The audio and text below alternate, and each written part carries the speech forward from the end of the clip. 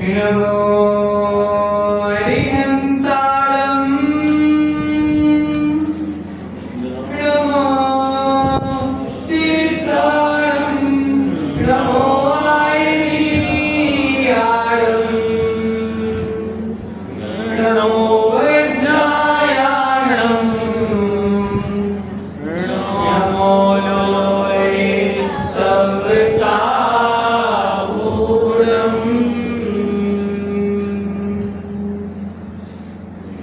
मेरे पवित्र मन में गुरुदेव आओ। मैं शास्त्र वाचन करूं प्रतिभा जगाओ।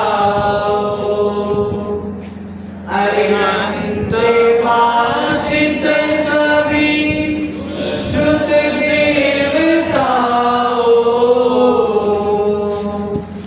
क्या बोलेगा अब मुझे तुम ही बताओ। क्या बोलेगा अब मुझे तुम ही बताओ। पंच परमेश्वरी भगवान की जय। अतिशयकारी मूलनायक कुंथुनाथ भगवान की जय। वर्तमान शासन नायक भगवान महावीर स्वामी की जय। परम पूजनीय गुरुनाम गुरुदेव समाधिस्थ आचार्य भगवंत विराट सागर जी मुनि महाराज जी की जय। परम पूजनीय वर्तमान पट्टाचार्य आचार्य भगवंत श्री विशुद्ध सागर जी मुनि महाराज जी की जय। परम पूजनीय दीक्षा प्रदाता आचार्य भगवंत श्री विभव सागर जी महाराज जी की जय। अहिंसा मय विश्व जैन धर्म की जय। परम पूज्य मुनि श्री सागर मुनि महाराज की जय। मुनि संघ की जय। प्रियतमन सुधाधारण भावनाओं में कल हमने आरत भक्ति भावना के बारे में जाना। उसी भक्ति की श्रृंखला में आज हम आचार भक्ति के बारे में जानेंगे। वर्तमान में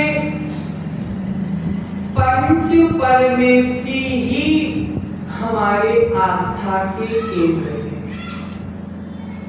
वर्तमान में पंच परमेष्टि ही हमारे भक्ति के केंद्र हैं और वर्तमान में पंच परमेष्टि ही हमारी आराधना के केंद्र हैं।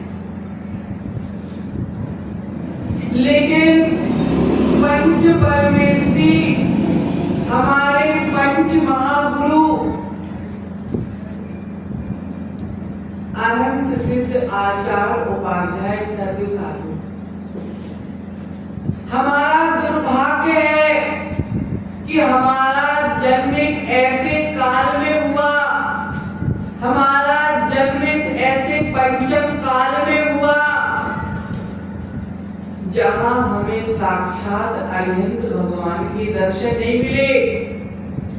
हमारा दुर्भाग्य है कि हमारा जन्म एक ऐसे काल में हुआ जहां हमें सिद्ध भगवान के दर्शन नहीं मिले। अरिहंत भगवान के समक्ष शरण में उनकी दिव्य देशना सुनने का सौभाग्य हमको नहीं मिला। हमारा दुर्भाग्य है, लेकिन हमारा सौभाग्य भी है कि हमें अरिहंतों के दर्शन नहीं हुए, सिद्धों के दर्शन नहीं हुए।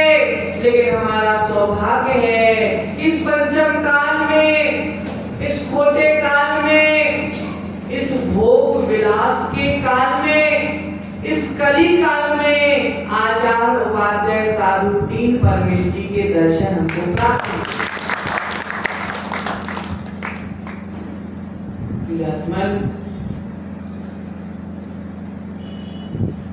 आज हम उन्हीं आचार्य परमेष्टि की चर्चा कर रहे हैं जो वर्तमान में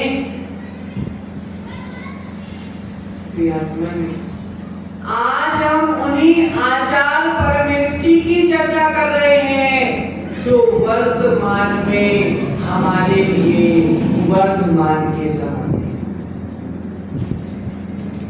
वर्तमान में आचार्य ही हमारे लिए वर्तमान के समान है।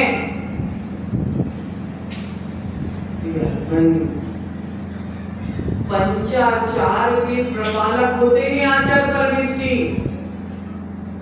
दर्शनाचार, ज्ञानाचार, वीर्याचार, चारित्राचार और तपाचार। उनको देख के सम्यक दर्शन हो जाता। उनके ज्ञान को देखकर, उनके प्रवचन सुनने से सम्यक ज्ञान हो जाता। उनकी तपस्या को देखकर, उनके चारित्र को देखकर सम्यक चारित्र हो जाता। ऐसे पंचाचार के प्रपालक आचार्यों के लिए कहा गया। जो गाय के समान भद्र परिणामी है, जो सिंह के समान निडर है, जो दही के समान धवल चारित्र वाले हैं, ऐसे आचार्य परमेष्ठी की भक्ति का नाम है आचार्य। प्रियात्मन, माता हमको प्रेम देती है, पिता हमको दुलार देते हैं। माता पिता का दुलार नहीं दे सकती और पिता माता का प्रेम नहीं दे सकता। क्या बोला? माता प्रेम देती है, पिता दुलार देता है। पिता माता का प्रेम नहीं दे सकता और माता पिता का दुलार नहीं दे सकती। माता पिता नहीं हो सकती और पिता माता नहीं हो सकते। लेकिन आचार्य परमेष्ठी को तो देखो, वह अपने शिष्य को माता का प्रेम भी देते हैं और पिता का दुलार भी। प्रेम के समय गुरु माता बन जाता, दुलार के समय गुरु पिता बन जाता। यह खासियत मात्र और मात्र हमारे गुरु के भीतर है। आचार्य परमेष्ठी में एक ऐसी शक्ति हुआ करती है, आचार्य परमेष्ठी में ऐसी शक्ति हुआ करती है जो माता और पिता दोनों का प्यार शिष्य को एक साथ दे सकता है।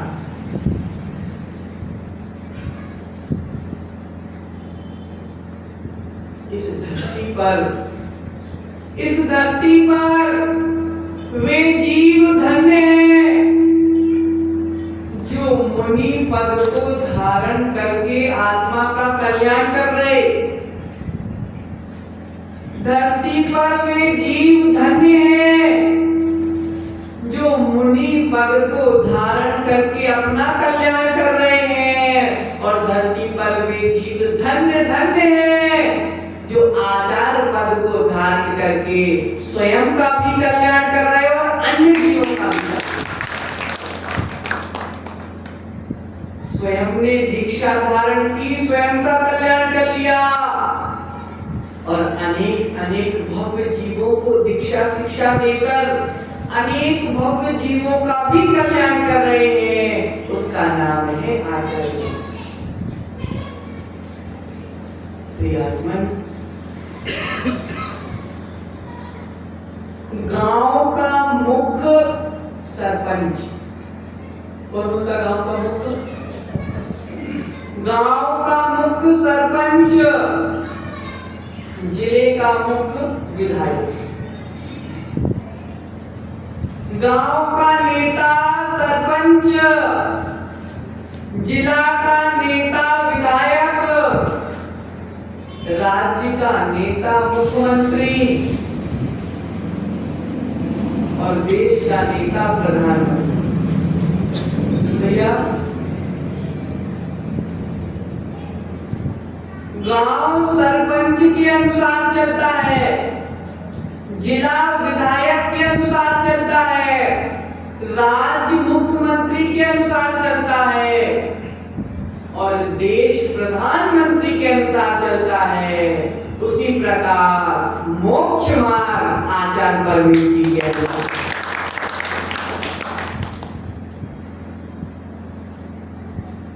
गांव का नेता है सरपंच, विधायक जिला का नेता है, मुख्यमंत्री राष्ट्र का नेता है, प्रधानमंत्री देश का नेता है, लेकिन आचार्य परमेश जी मोक्ष मार्ग के नेता है।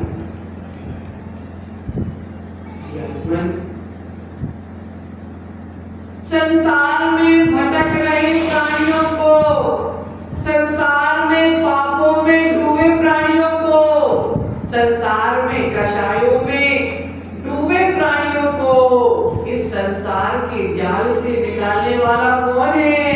आचार्य परमेश। प्रियात्मन उन्होंने संकल्प ले लिया, ना मैं संसार में भटकूंगा और मेरे शरण में आने वाले को ना भटकने दूंगा।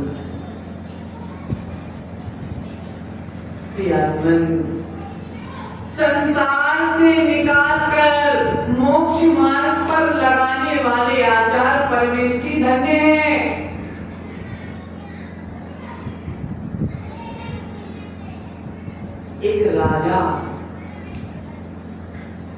एक राजा शस्त्रों से लड़ाई करके अपने प्रजा की रक्षा करता है। महेंद्र जी, एक राजा शस्त्रों से लड़ाई करके अपने प्रजा की रक्षा करता है, उसी प्रकार आचार्य परमेश की राजा है राजा। आचार्य परमेश की शस्त्रों से लड़ाई नहीं करता, आचार्य परमेश जी तो शास्त्रों से लड़ाई करके अपने संघ की रक्षा करता।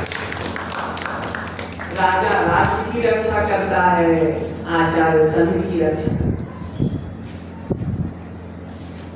है। मोह के शत्रु से लड़ाई करता है, राग के शत्रु से लड़ाई करता है, द्वेष के शत्रु से लड़ाई करता है और संघ की रक्षा करता है। प्रियात्मन वे शिष्य भी गुरु से आगे निकल जाते हैं, वे शिष्य भी गुरु से आगे निकल जाते हैं जो गुरु की विनय सच्ची श्रद्धा से करता है। जो शिष्य गुरु के प्रति श्रद्धा, गुरु के प्रति सम्मान और गुरु की सेवा सच्चे मन से करता है, वह शिष्य भी गुरु से आगे निकल जाता है। जिनवाणी कह रही है, जिनवाणी कह रही है, हमारा नाम दादी, जिनवाणी कह रही है, हमारा नाम गुरु की निंदा की लिस्ट में नहीं आना चाहिए। हमारा नाम गुरु की निंदा की लिस्ट में नहीं आना चाहिए, हमारा नाम तो गुरु की सेवा की लिस्ट में।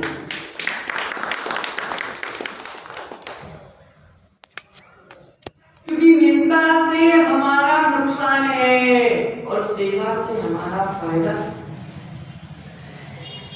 भक्ति से हमारा फायदा है, गुरु भक्ति से हमारा फायदा है, गुरु का फायदा नहीं।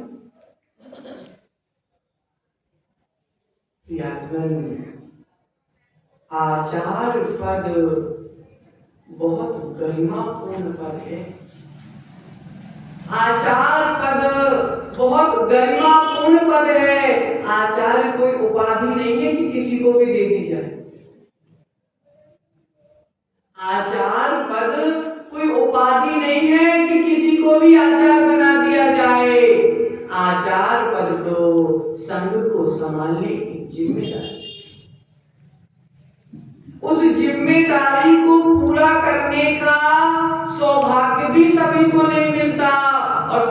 के भीतर क्षमता भी नहीं होती।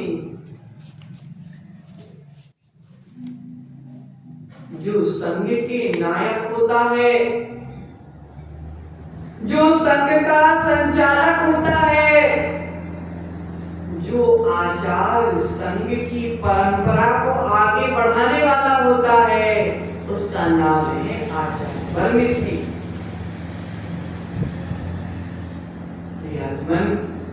आचार्य परमेष्ठी के 8 गुण बताए गए हैं। पहला आचारवान, दूसरा आधारवान, तीसरा व्यवहारवान, चौथा प्रकर्ता, पांचवा आय और अपाय को जानने वाला, देखने वाला, छठा अपरिश्रवी, सातवां अपीरक और आठवां निर्यापक। अब एक एक को जाए। सबसे पहला आचारवान, जो स्वयं क्रिया और चर्या में दक्ष होता है, वे ही दूसरे को क्रिया और चर्या में ढाल सकता है। जो स्वयं चर्या में ढला हो, वो ही दूसरे को चर्या में ढाल सकता है। जो स्वयं अपने मूल गुणों के पालन में दृढ़ हो, वो ही दूसरे के मूल गुणों के पालन में दृढ़ता प्रदान कर सकता है। अर्थात पहले स्वयं आचार करता है, फिर दूसरे को आचार करने की प्रेरणा देता है। क्योंकि जैसा वो करते हैं, वैसा ही सारा संघ करेगा। जैसा आचार परमेष्ठी करते हैं, वैसा ही सारा संघ करता है।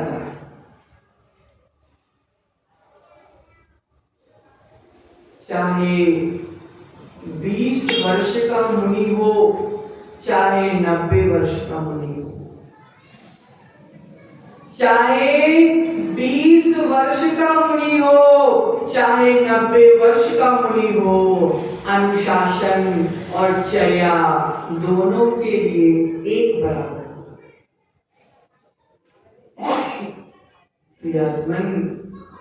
हम लोगों ने आचार्य विराट सागर महाराज की संघ की चर्या देखी, संघ का अनुशासन देखा।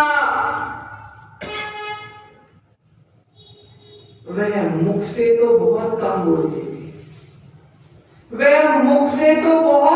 बोलते थे, लेकिन अपनी चर्या के माध्यम से अच्छे अच्छों को हिला देते। जो मुख से कम बोले, आचरण से ज्यादा बोले, उसका नाम है आचार्य। आचार्य भगवंत विद्यासागर महाराज बहुत बीमार हो गए। एक बार 4-5 साधु सेवा के लिए बैठे थे। एक मुनिराज ने बोला, आज इसी स्वास्थ्य अच्छा नहीं है, आप आराम करिए।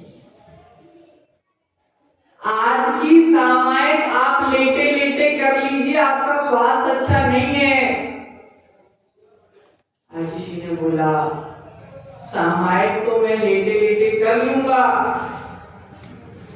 लेकिन अगर मैं बीमारी में लेट के सामायिक करूंगा, तो मेरे शिष्य बिना बीमारी के भी लेट के सामायिक करेंगे।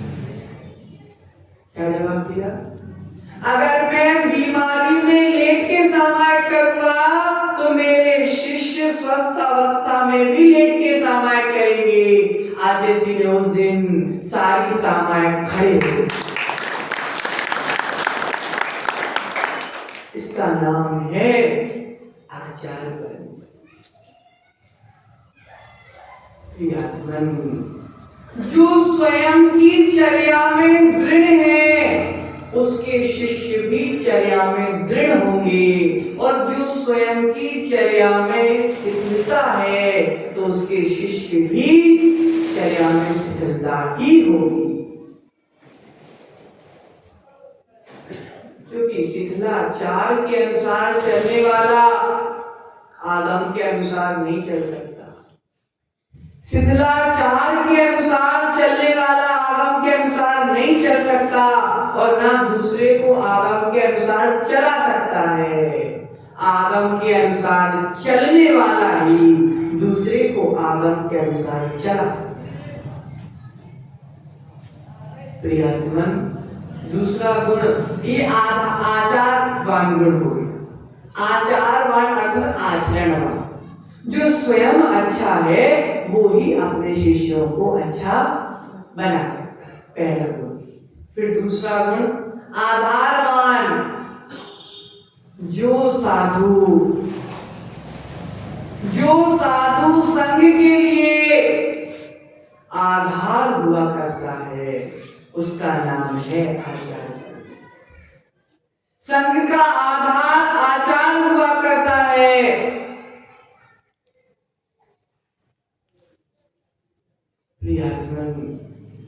जो शिष्य गुरु के चरणों में आ गया, जो शिष्य गुरु के चरणों में आ गया, उस शिष्य की सारी चिंता खत्म हो जाती।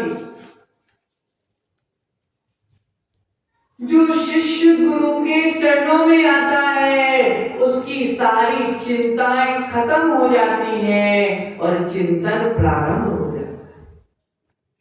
क्योंकि शिष्य को विश्वास हो जाता है कि मेरे सिर पर मेरे गुरु का हाथ है, मेरे सिर पर मेरे आचार्य का हाथ है, मुझे दुनिया से डरने की जरूरत नहीं है।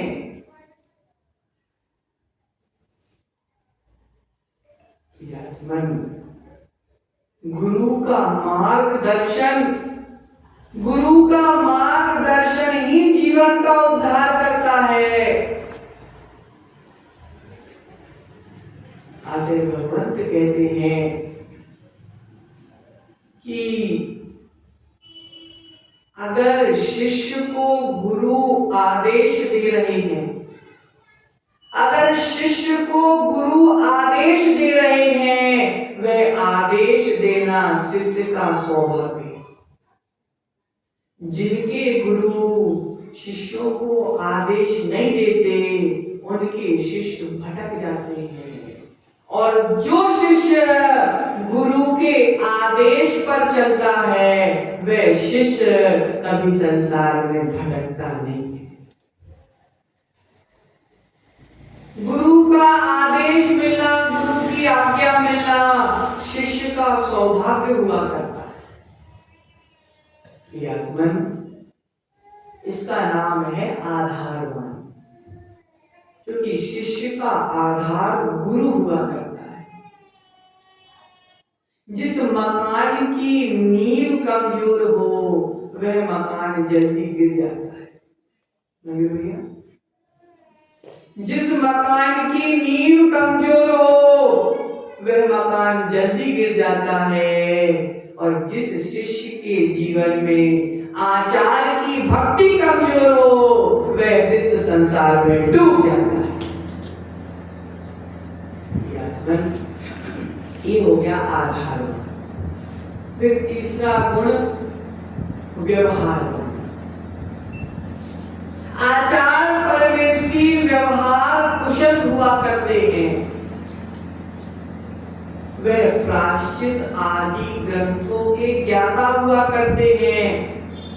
वह शिष्य की परिस्थिति को देखकर, शिष्य की स्थिति को देखकर शिष्य के दोषों का प्रायश्चित किया करते। शिष्य की क्षमताओं के अनुसार ही प्रायश्चित दिया जाता है। यह गुण आचार्य का हुआ करता है। किस विषय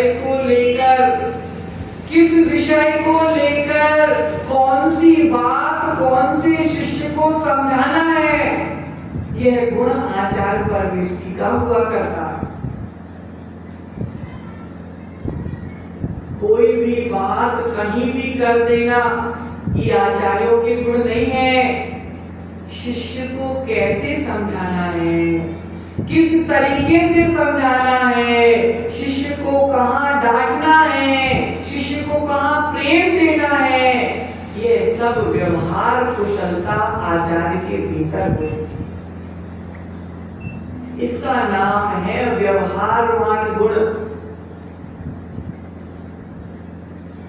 एक शिष्य के लिए, एक शिष्य के राग में दूसरे शिष्य को नीचे गिरा देना, यह आचार्य का गुण नहीं है। सारे शिष्यों को साथ लेके चलना, यह आचार्य का गुण है।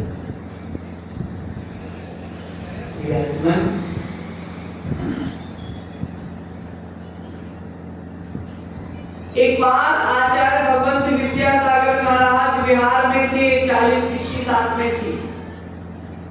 40 चौके लगे, टेंट हाउस में चौके लगे। आज इस आहार को निकले और 5 मिनट के भीतर चौके से वापस आ गए। दूसरे साधु मुद्रा भी नहीं ले पाए और आज इस आहार करके वापस आ गए। साधुओं ने पूछा क्या हुआ, क्या हुआ? राजर्षि ने बोला कुछ नहीं, आप लोग आहारों को निकलो। सब शिष्य निकल गए आहार और जहां पे आहार हुए वहां पे सूखी घास पड़ी हुई थी।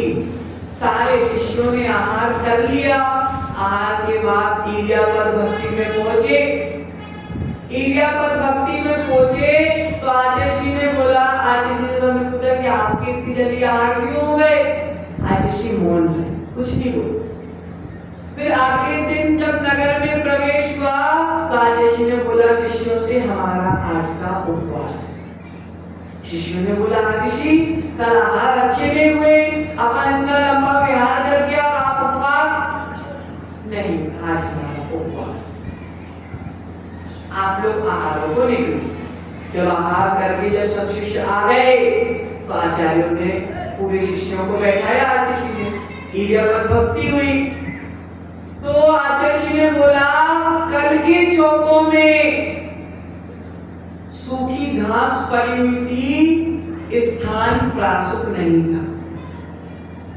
सब साधुओं ने कल अशुद्ध आहार किया। मैं तो पहले ही अंतराय कर रहा था, लेकिन मेरे अंतराय करने के कारण मेरा संग भूखा ना रह जाए, इसलिए मैंने 2 गिलास। 40 चौके लगे। अगर मैं अंतराय करता तो सारे संग अंतराय करता और सारा संग अंतराय करता तो समाज पर क्या बीतती। इसीलिए मैंने 2 ग्रास खाए कि मेरे कारण मेरा संग भूखा नहीं रहना चाहिए। और अगले दिन उस दोष के कारण आज मैंने उपवास किया और सारे संग के लिए एक उपवास का प्रायश्चित। ये है व्यवहार, ये होता है आचार्य का कर्तव्य। कभी हमारे संग में कोई अच्छी चीज चौके में बनी हो और अन्य साधुओं तक ना पहुंचे और गुरु जी के पास पहुंच जाए तो गुरु जी कितना सा लेते हैं और सारे संग को भेज देते कि भैया तुम सबको चलाओ, मेरा संग खुश रहेगा तो मैं खुश रहूंगा और मेरा संग दुखी रहेगा तो मैं दुखी। इसका नाम है आचार्य। अगला प्रकर्ता। समय कम है, जल्दी जल्दी पढ़ा, आज समझना है। प्रकर्ता। संघ में प्रत्येक शिष्य के ऊपर गुरु का ध्यान होना चाहिए। कौन से शिष्य की क्या अनुकूलता है, कौन से शिष्य की क्या परिस्थिति है, अर्थात पढ़ाई करते समय कौन से शिष्य का कौन सा और कैसा क्षयोग समय है, उस हिसाब से पढ़ाई करना। अर्थात बूढ़ा साधु 90 साल का है तो उसके लिए समय सार नियम सार नहीं पढ़ाया जाता, उसके लिए तो हिंदी की भक्तियां पढ़ाई जाती। प्रत्येक शिष्य की स्थिति क्या है उन सब शिष्यों पर एक एक शिष्यों पर स्थिति के अनुसार ध्यान देना और स्थिति के अनुसार सारे शिष्यों को संतुष्ट करके रखना, इसका नाम है प्रकटता। आचार्य बार बार निर्णय लेते हैं, बदलते हैं, लेते हैं, बदलते, ऐसे आचार्य नहीं करते। आचार्य तो जो निर्णय ले लिया तो ले लिया, बार बार बदलने का काम आचार्य कर रहे हैं। वे स्वयं इतने सक्षम होते हैं कि वे अपने निर्णय पर मजबूत हो, स्वयं के पद की गरिमा को रखते हुए, स्वयं के पद की गरिमा को रखते हुए शिष्यों को संभालना प्रकटता गुण कहलाता है। उसके बाद अगला गुण आय अपाय दर्शी। कब क्या करना है, कब क्या नहीं करना, कब क्या करना है, कौन सा काम कब सही है, कब गलत है, यह निर्णय आचार्य का हुआ करता है और आचार्य ही ये निर्णय करते हैं और इस आचार्य इन निर्णयों में पक्के होते हैं। एक बार विराट सागर जी के संग में श्रवणबेलगोला में 35 दीक्षाएं हुई, 35 दीक्षाएं हुई और कुछ ही समय बाद 4 मुनिराजों का ग्रुप बन गया। उन 4 मुनिराजों ने आचार्य से बोला कि आचार्य हमको चारों मुनिराजों को अलग विहार करना है। तो आचार्य ने बोला अभी आपको विहार नहीं करना अलग। उन्होंने बोला नहीं आचार्य हमको चारों को अलग विहार करना, अलग विहार करना, अलग विहार करना। आचार्य ने बोला अभी विहार करना आपके लिए अच्छा नहीं है। शिष्य नहीं माने। आचार्य ने बोला ठीक है आप चारों विहार। और 5 दिन ही विहार का हुआ था, ऐसा एक्सीडेंट हुआ कि चारों साधुओं को गंभीर चोट आई और चारों साधुओं की पीछे छूट गई। स्पष्ट देखा गया, ज्यादा पुरानी बात नहीं है, 2007 की बात है। चारों साधुओं की दीक्षा छेद हो गई। गुरु को पता था ये बात, लेकिन उन्होंने कहा, लेकिन शिष्यों ने माना नहीं, क्योंकि गुरु को पता होता है कि कब कौन सा निर्णय सही है और कब क्या गलत है। इसका नाम है आय अपाय दर्शी। समझ में आ गया? उसके बाद अगला गुण आचार पद की बहुत बड़ी जिम्मेदारी होती है, तभी तो इतने बड़े संघ को आचार चला पाता है। अलग अलग प्रांत के साधु, अलग अलग स्वभाव के साधु, कोई तेज साधु, कोई शांत साधु, कोई उग्र साधु, कोई शांत साधु, अर्थात सभी प्रकार के साधु बड़े संघों में होते हैं। लेकिन उन सब नेचर के साधुओं को एक साथ लेकर चलने की जिम्मेदारी आचार्य की होती है और वह समता भाव से सारे शिष्यों को संतुष्ट किया। अगला गुण बता रहे हैं औपरिक। शिष्य की पेट की बात निकाल लेना। शिष्य से अगर कोई गलती हो गई हो तो शिष्य से उसकी गलती कैसे कबूल कराई जाए, उसके पेट की बात को कैसे उसके मुख से निकाली जाए, ये कला भी आचार्य के अंदर है। स्वयं के दोष कैसे मुख से निकाले जाए, इसका नाम है औपरिक गुण। उसके बाद अगला गुण अपरिस्थापित। इस गुण का मतलब है कि अगर किसी शिष्य ने कोई बहुत बड़ा दोष कर दिया और अगर अपने गुरु के पास जाकर उसने दोष कबूल कर लिया और गुरु ने उसको प्रायश्चित दे दिया, अर्थात शिष्य ने गुरु पर विश्वास करके अपना दोष बता दिया और प्रायश्चित गुरु ने दे दिया, तो उस दोष को आचार्य पचा जाता है। 4 लोगों के सामने नहीं बोलता, संघ के सामने नहीं बोलता। दुनिया का कोई भी आ जाए, अगर शिष्य ने गलती कबूल की है तो आचार्य शिष्य की गलती को 4 लोगों के सामने नहीं बोलता, उस बात को बचा जाता है। धर्म की और साधु की हंसी नहीं करता। इसका नाम है अपरिस्थापित गुण।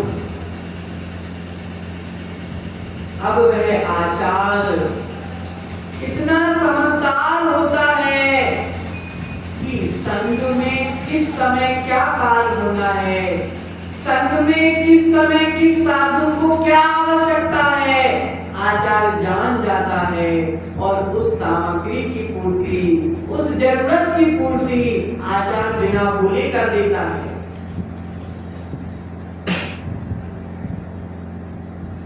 इसका नाम आचार्य। आचार्य परमेष्टि में इतनी शक्ति होती है, इतनी शक्ति होती है कि वह शिष्य के दोषों को माफ भी कर देता है और शिष्य के दोषों को साफ भी कर देता है। माफ करने की शक्ति और साफ करने की शक्ति आचार्य के भीतर होती है। अंतिम गुण निर्यापकाचार, निर्यापकता।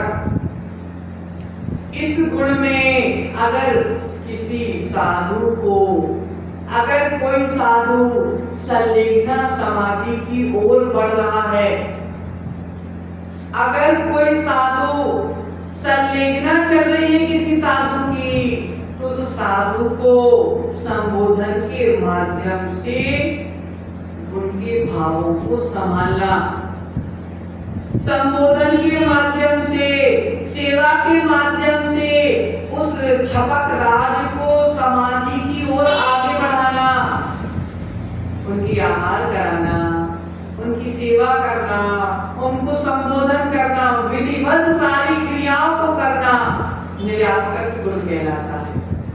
आचार्य भगवत विराट सागर महाराज ने अपने जीवन काल में समाधि के पूर्व तक लगभग 150 समाधि, वर्तमान में इकलौते आचार्य हैं जिन्होंने अपने जीवन में 150 समाधियां कराई। अर्थात इतनी सेवा की, महर्षि जी इतनी सेवा की कि साधुओं की मल को भी अपने हाथ से उठाया। इतने बड़े आचार्य पद पर बैठने के बाद भी साधुओं के रात रात भर पैर दबाए हैं आचार्य ने, रात रात भर सेवा की है। इसका नाम है निर्यापक। ये निर्यापक गुण भी आचार्य परमेष्टि का हुआ होता है। ये 8 गुण जिसके भीतर है वही आचार्य है, बाकी सब तो ऐसे ही आचार्य। ये 8 गुण ही आचार्य के भीतर होना चाहिए, तभी आचार्य धर्म को चला पाता है, संघ को चला पाता है। नहीं तो वो आचार्य नहीं है कि हम भी डूबेंगे और तुमको भी डुबाएंगे, वो आचार्य नहीं है। आचार्य तो वह है कि हम भी करेंगे और तुमको भी पाना। आचार्य पद खिलवाड़ का पद नहीं है, आचार्य पद खिलवाड़ का पद नहीं है, आचार्य पद तो जिम्मेदारी का पद है। आचार्य स्वयं व्यवस्थित रहता है और संघ को भी व्यवस्थित रखता है। ऐसे आचार्य की भक्ति ही आचार्य भक्ति। ये गुण आचार्य की भक्ति नहीं है, आचार्य की भक्ति नहीं है, आचार्य के इन सब गुणों की भक्ति है। ऐसे आचार्य परमेष्टि भारतवर्ष में जितने भी आचार्य परमेष्टि हैं उन सब की भक्ति आचार्य भक्ति है। और आज हम इस भक्ति के माध्यम से भारतवर्ष में विराजमान समस्त आचार्य परमेष्टियों को बारंबार नमस्कार करते हैं कि हे भगवान,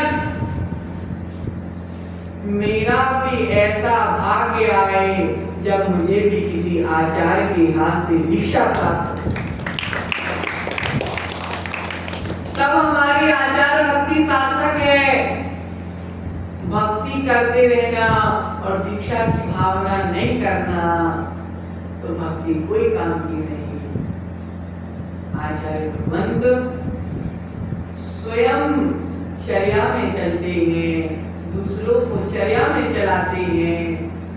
माँ बाप क्या बच्चे को संभालते होंगे, माँ बाप क्या बच्चे को संभालते होंगे जो गुरु अपने शिष्य को संभाले। इसीलिए तो माँ बाप के पास जीवन भर रहे तब भी उनसे प्रेम नहीं रहा, और गुरु के पास कुछ ही समय पहले आए और गुरु से इतना प्रेम।